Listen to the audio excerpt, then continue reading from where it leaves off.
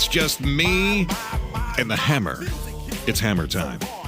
We welcome to Houston's Morning News former Congressman from Sugar Land, Tom DeLay. Congressman, welcome to Houston's Morning News. It is a privilege to have you on with us this morning. Well, thank you, Matt. It's great being with you. Congressman, let me ask you this question. You are known as a guy that is fiercely conservative, staunchly conservative. You're a guy who wrote a book called No Retreat, No Surrender, One American's Fight. And I want to ask you, as you look at what's going on right now on Capitol Hill, do you see conservatives, do you see Republicans fighting, or do you see them retreating and surrendering as it applies to the whole debt debate? Well, I see the Republicans in the House fighting very, very hard, and I'm very, very proud of them. I just wish they'd had passed their cut, cap, and balance bill about a month or two ago, and that would have put a tremendous pressure on the Senate. I hope it's not too late, but we have to be proud of the fact that they're doing what is right now.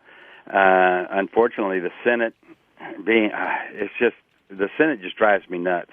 And particularly some drives us all nuts, Congressman. I got to tell you, I mean, you are not alone in that. Well, the Senate now today, and I hope the American people see it for what it is and are as outraged as I am. They're going to use procedure to keep the Senate from voting on final passage of the cut, cap, and balance bill.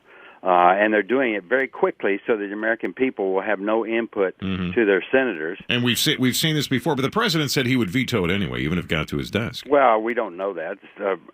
Presidents threaten vetoes all the time, but we didn't get welfare reform when we were in charge until Bill Clinton vetoed it twice. And then he's had to sign it because of the pressure from the American people. We didn't get a balanced budget until Clinton vetoed it twice. So you challenge.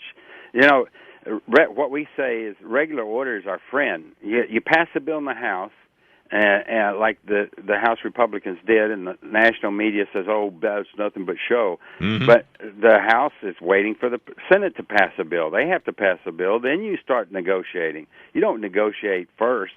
And you negotiate in a conference committee where the House and the Senate comes together and sits down, and the American people can see what's going on.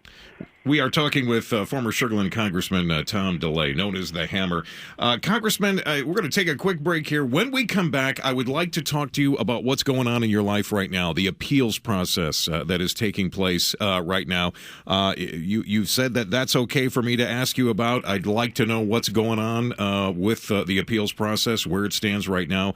And joining us this morning is former Sugar Land Congressman Tom DeLay, better known as the Hammer. Congressman, thank you so much for taking the time, and welcome back to Houston's Morning News. Sure, Matt. Glad to.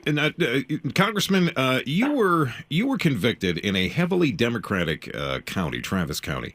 Your case, your appeal case, now goes to the Texas Court of Criminal Appeals, where they are heavily Republican. Do you feel you have a better shot with your appeals process now that you're in a different court system that has a few Republicans there? Well, let me correct you a little bit. First of all, you were right. I was tried in Travis County, not exactly a jury of my peers. Should have been tried in Fort Bend County. But the next step is in the Third Circuit Court of Appeals, which is also includes Travis County, and on that court there's 2 Democrats and 4 Republicans. Okay. And this isn't about partisanship. This is about the law. I was convicted of a law that doesn't actually exist in Texas and convicted for electing Republicans. But we feel very confident that, and we're in that appeals process right now, and we're confident that if any judge, Democrat or Republican, actually look at the law and look at the evidence, that this verdict will be overturned. Now, the Supreme Court ruling, the Citizens United versus Federal Election Committee, the Supreme Court ruling there, that's a landmark decision. That speaks to your favor, I think, going forward. Yes, it does. Yeah. It basically says corporations can contribute to campaigns, but we didn't use corporate funds in campaigns in Texas, and they all know that. But unfortunately, the Supreme Court decision doesn't affect the state of Texas. The state of Texas would have to repeal their law against corporations. But this isn't a criminal act.